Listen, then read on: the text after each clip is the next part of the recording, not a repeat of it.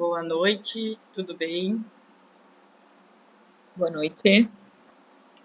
Vou colocar aqui na frente para eu conseguir passar, senão não consigo passar. Meu nome é Julie Margot e a gente vai apresentar o estudo de caso da disciplina de Bioquímica na especialização em Fisiologia do Exercício. Meu nome é Ana Luma Fernandes do Pinto. Então, nosso trabalho nós fizemos com uma atleta de futsal, a Camila. Ela tem atualmente 27 anos, sua altura é 1,65, o seu peso é 62, tem um IMC de 22,8, então classificado como normal, batendo nos 23, né? Tem uma frequência cardíaca de repouso de 55 BPM e uma frequência cardíaca máxima de 210 BPM, com o seu VO2 máximo de 57,27 milímetros por quilômetro, por quilos por minuto.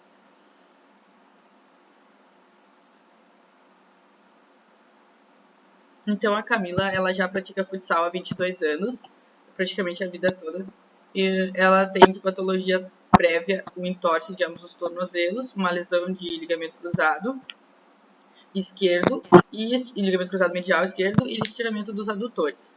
E atualmente ela tem uma subluxação patelar direita e entorse o tornozelo direito.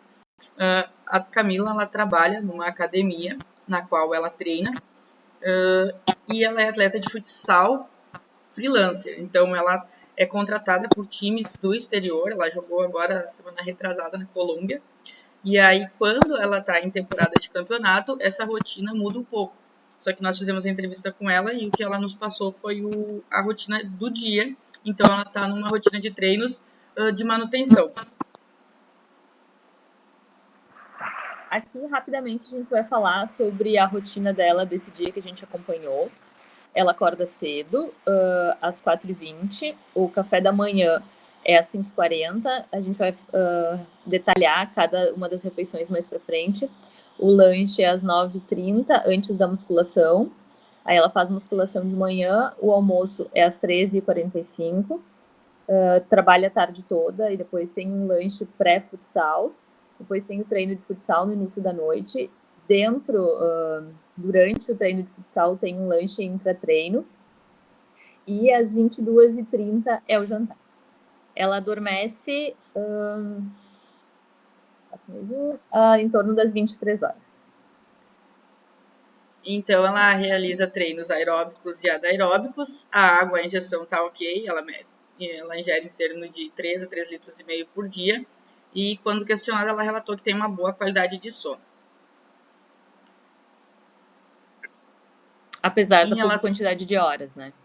Apesar da pouca quantidade de horas. Que se a gente for contar, das 23 às 4h20, dá 5 horas de sono, é pouco, né? Com relação à rotina de treinamento da Camila, então ela tem 2 tipos de treino, né? Ela faz a musculação de manhã e o futsal à noite. O objetivo desse treinamento dela é melhorar a performance nos jogos. Ela fala que ela não está treinando com nenhuma equipe fixa no momento, mas ela está sempre se preparando para algum possível campeonato ou prova que ela venha competir. E em função disso, ela sente que o rendimento dela em quadra diminuiu. Os treinos da musculação são treinos de força com foco em hipertrofia. O relato dela também é que, por ter objetivos diferentes, os treinos acabam sendo meio bagunçados. Então, nós questionamos sobre fadiga, exaustão, se ela sentia algum tipo de cansaço ao longo do dia e em qual momento.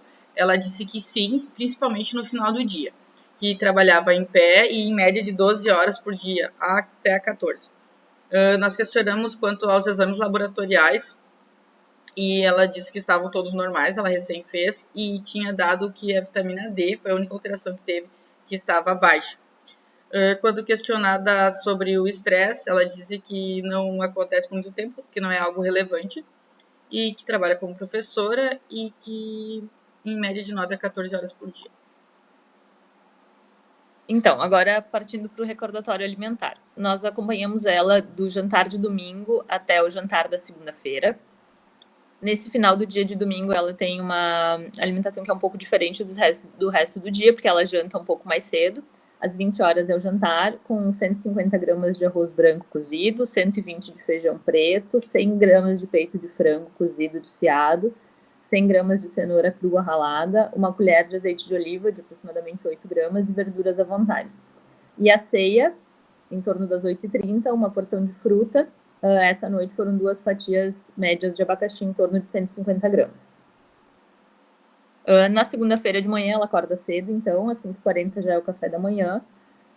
Ela costuma comer 170 gramas de mamão ou banana, 2 colheres de sopa de leite em pó integral, aproximadamente 32 gramas.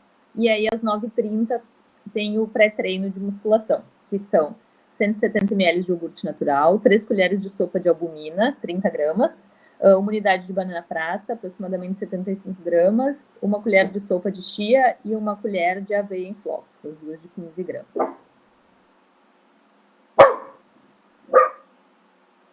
No almoço, então, ela almoça um pouco tarde, acredito que por causa do horário de trabalho, que ela precisa trabalhar ao meio-dia.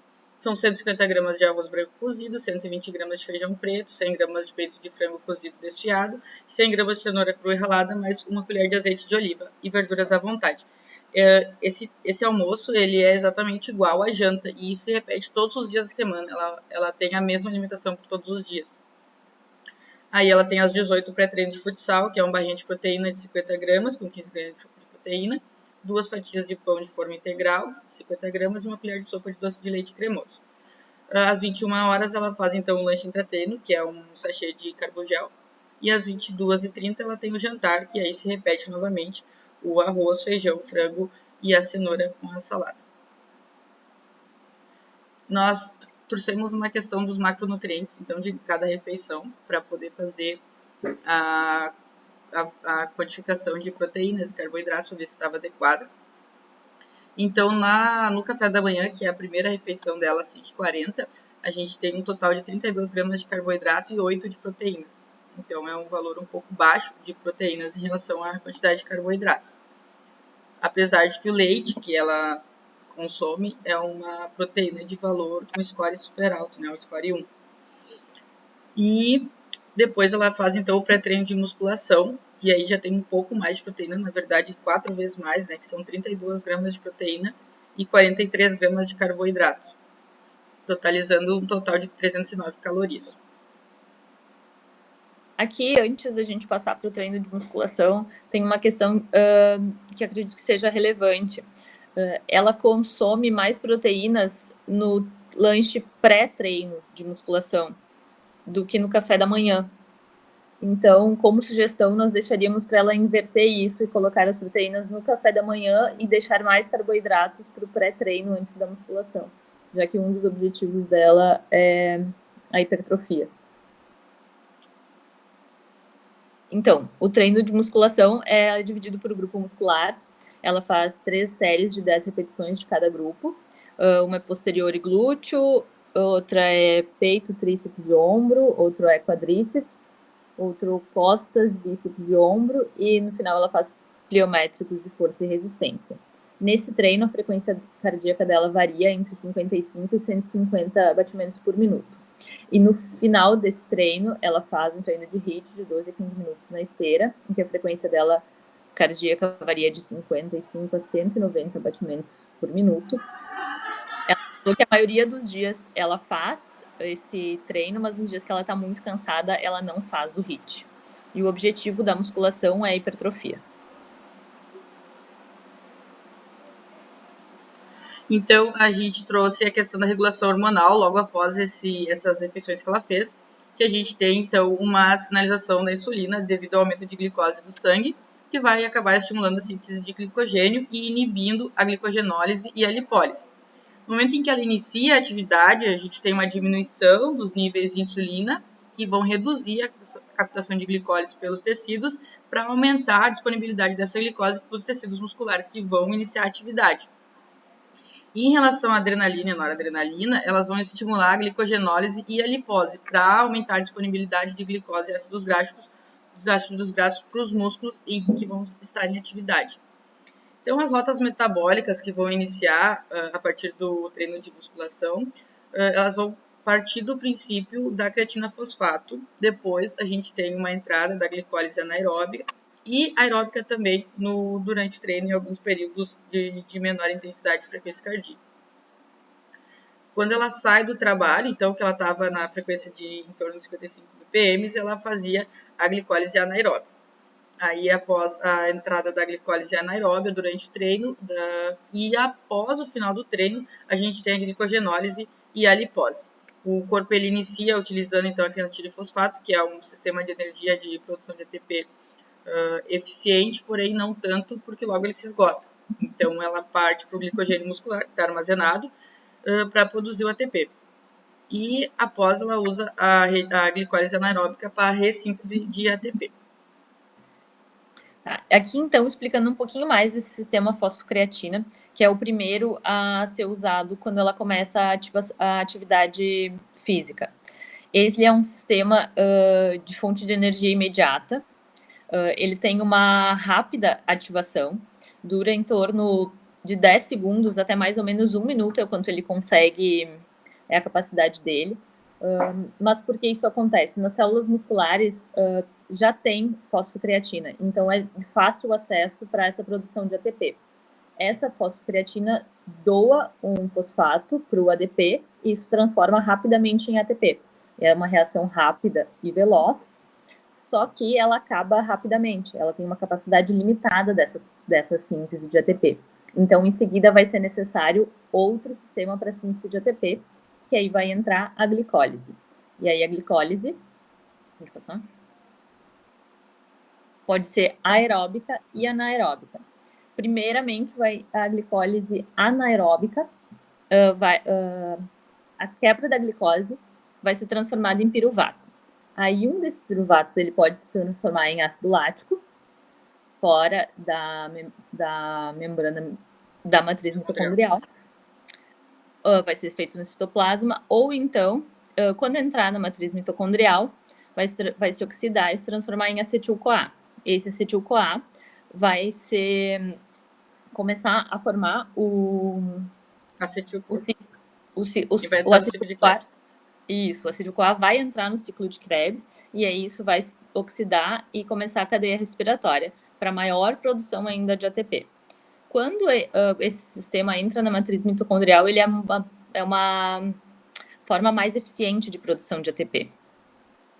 Sim, vai gerando NAD e o FAD que vão entrando então na cadeia transportadora de elétrons para a ressíntese de ATP.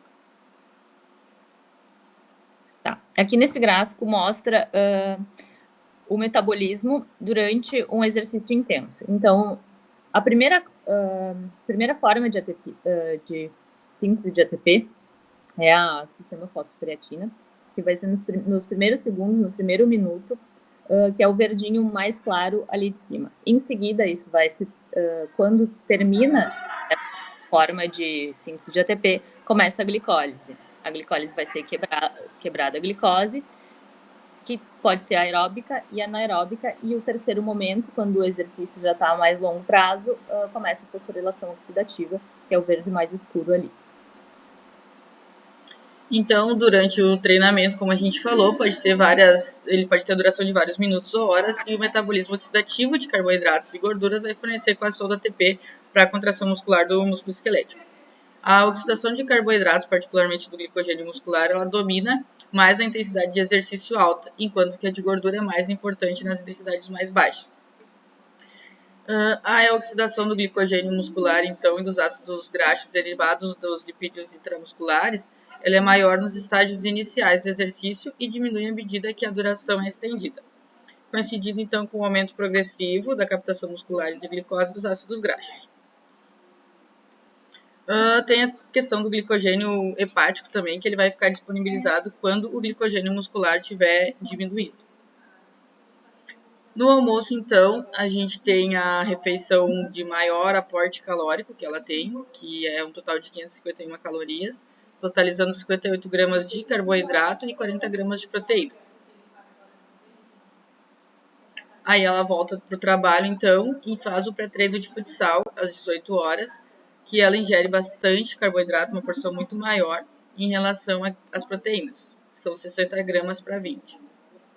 Que para ela aquilo ali é importante, porque no finalzinho do dia ela já relata cansaço. Então, esse maior aporte de carboidrato dá um pouco mais de energia para ela continuar o dia, né? Porque ainda depois desse lanche começa o treino de futsal. Sim, até a gente ia comentar mais pro final, mas é que a gente tocou no assunto. Essa questão do cansaço que ela comentou que ela sente pode ser também derivado da regulação hormonal que ela não tem no período noturno, né? Que a gente tem sono diminuído, isso vai causar um impacto na produção hormonal dela. Só que ela não tem nenhum exame para a gente poder relacionar com isso. Tá. E Então, ainda no treino de futsal, tu pode falar do metabolismo. Tá. No treino de futsal, então, dura aproximadamente 1h30. O corpo utiliza principalmente a via metabólica aeróbica, com algumas contribuições das vias anaeróbicas, principalmente nos momentos de intensidade, né? A frequência cardíaca dela varia entre 55, que é a frequência de repouso, até 210, que é a frequência cardíaca máxima. Nesse treino, então, ela tem glicose aeróbica, tem oxidação de ácidos graxos, e nesses sprints tem o sistema de fosfocreatina. Durante o treino de futsal, ela ainda consome o carbogel, que são 30 gramas de carboidratos, aproximadamente 72 quilocalorias durante o treino. E é importante, nós achamos que é válida essa alimentação dela durante o treino, porque mantém a glicemia dela, isso ajuda a oxidar mais carboidratos e preserva o glicogênio tanto do fígado quanto do músculo. Um dos objetivos dela lá na musculação é a hipertrofia, então esse lanche intra-treino favorece isso. Além de manter as habilidades motoras de atenção e percepção, porque o cérebro dela precisa da glicose circulante. Então, um breve resumo do metabolismo aeróbico durante o treino de futsal. A gente tem a beta-oxidação dos ácidos graxos, podem ser um precursor do acetil-CoA, assim como a glicólise, que vai ser metabolizada em glicose piruvato. Ambos entrarão no ciclo de Krebs, gerarão NAD e UFAD e vão passar pela fosforilação oxidativa, gerando ATP. Também a gente pode ter o metabolismo da glicogenólise, que vai gerar a glicose através da quebra da glicose 6-fosfato. Então, as frequências cardíacas do treino de futsal, ela antes estava em 55, que seria o metabolismo de repouso, aí fica predominantemente o metabolismo aeróbio, a quebra de lipídios. Durante, a gente tem a glicólise aeróbica e nos sprints a glicólise anaeróbica, juntamente com a creatina fosfato. Depois do treino, ela tem o almoço e o pré-futsal, o carbogel e o lanche da tarde, que seria a questão da alimentação. Aqui seria um gráfico para demonstrar a frequência cardíaca prévia ao futsal e nos 85, então, em alguns momentos também pega um pouco de 65, mas a maior parte do tempo está ainda acima desse VO. Predominantemente, então, glicogênio muscular, a fonte também dos triglicerídeos musculares e pouco a muito do plasma, a glicose plasmática vai aumentando conforme for aumentando o VO2. A gente colocou aqui que a intensidade moderada diminui a captação de glicogênio muscular e aumenta a produção da glicose e ácidos graxos pela glicogenólise hepática e pela gliconeogênese, que é uma alternativa de produção de glicose. O futsal ele se difere dos outros esportes porque ele tem uma frequência cardíaca um pouco acima das outras, então ela pode variar bastante, o que vai fazer o metabolismo dela exigir maior demanda e aporte energético. Nesse gráfico a gente pode ver as duas opções de glicose, de ATP, de produção, né? Que pode ser a via anaeróbia do piruvato sendo transformado em lactato, ou então através da glicólise que o piruvato sofre a beta-oxidação para se transformar em ATP. O jantar, ela tem então a mesma refeição do almoço, que é o feijão, arroz, frango e azeite de oliva e saladas. E na ceia, que ela faz só no domingo, porque na semana ela treina e aí tem o jantar. No domingo ela faz a ceia porque daí ela não treina. E aí acaba ingerindo abacaxi, 150 gramas. Em relação aos macronutrientes diários totais, então, ela tem um equivalente de aporte de 294 gramas de carboidratos, 144 gramas de proteína, 48 gramas de gorduras totais e 12 de gorduras saturadas.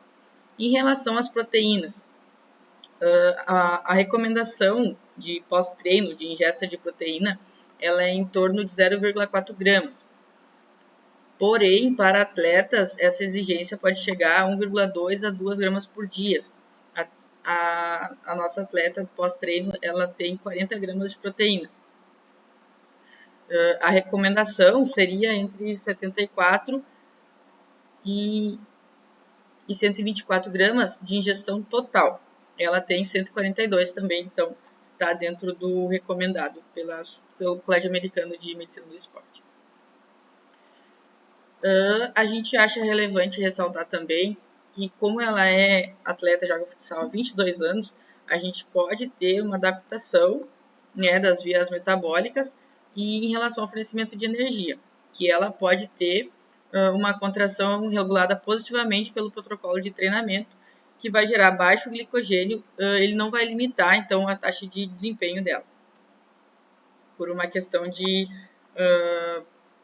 evolução mesmo das células musculares. Uma adaptação metabólica, né? Exatamente, sim. O treinamento de resistência ele aumenta o tamanho dos depósitos de glicogênio muscular e de triglicerídeos intracelulares. Então, esse conteúdo vai ficar disponível para geração de ATP. Ele é aproximadamente 2 vezes maior na musculatura treinada de atletas de resistência. Vai facilitar a taxa mais alta de oxidação, então, desses ácidos graxos. Nós temos uma sugestão de ingesta, então, logo depois do treino, de proteína, e ela não tem após o treino de futsal. Ela tem um tempo de 3 horas de intervalo após o treino e ela deveria ingerir alguma coisa. A gente sugere que seja um whey, que é uma proteína de uma fonte com score bem alto, e ela não ingere whey. Então, seria uma forma de incrementar isso na dieta. A ingestão de fibras sugeridas para o atleta é de 19 a 38 gramas por dia. Ela tem uma ingestão total de 27, tá ok, dentro da recomendação. De sódio, a sugestão é que seja mais do que 500 miligramas e menos do que 2 gramas. E ela tem uma ingestão de 669 miligramas, então tá ok também. E ela faz o uso de suplementos proteicos, né? Então, a resposta do metabolismo à proteína muscular numa sessão de exercício de resistência dura de 24 a 48 horas. Portanto, a interação entre o metabolismo da proteína e em qualquer refeição consumida nesse período tem um impacto positivo na hipertrofia muscular, que é o objetivo da nossa atleta, né? Essa disponibilidade de aminoácidos é um regulador importante no metabolismo da proteína muscular. A interação dos processos metabólicos no pós-exercício e o aumento da disponibilidade de aminoácidos maximiza a estimulação da proteína muscular. Por isso, nossa sugestão de consumir whey depois da janta, né, depois do treino, e resulta num anabolismo muscular ainda maior. E ela também faz... ela ingere creatina, né, de manhã no café da manhã. Então, a gente acha que tá ok, porque na célula muscular, a creatina, em sua forma fosforilada, constitui uma reserva de energia rápida para a regeneração, né? E esses exercícios de alta intensidade e curta duração que ela realiza, como um sprint de 100 metros ou a musculação, que ela faz o HIIT no finalzinho do treino. E essa concentração de creatina que ela está fazendo uso, a gente estava avaliando também que é uma dosagem um pouco alta para a necessidade que ela tem, que provavelmente o corpo dela não vai metabolizar tudo isso. E, pelos estudos, em torno de 6 gramas dia de creatina já seria suficiente. Essa imagem, então, é só para ilustrar as formas de metabolismo muscular que o músculo pode usar como síntese de ATP. A nossa atleta, até então, ela não realiza a questão do metabolismo de aminoácidos, porque ela, predominantemente, ela está alimentada, então o corpo não chega a fazer essa proteólise. E a maioria, então, é o glicogênio intramuscular e os lipídios intramusculares. Os exames laboratoriais, então, ela fez o hemograma, estava tudo ok, a única coisa que teve foi a vitamina D baixa. Então, a gente viu que atletas de com baixos níveis de vitamina D estão associadas à má saúde óssea e podem prejudicar as funções musculares e imunológicas, ressaltando em baixa capacidade regenerativa muscular após a sessão de exercícios e alto risco de infecções do trato respiratório superior, respectivamente. E aí ela relata, né, que se sente cansada e fadigada já antes de fazer o treino de musculação à noite, de futsal à noite. E essas são as suas referências. Referências. Obrigada. Obrigada.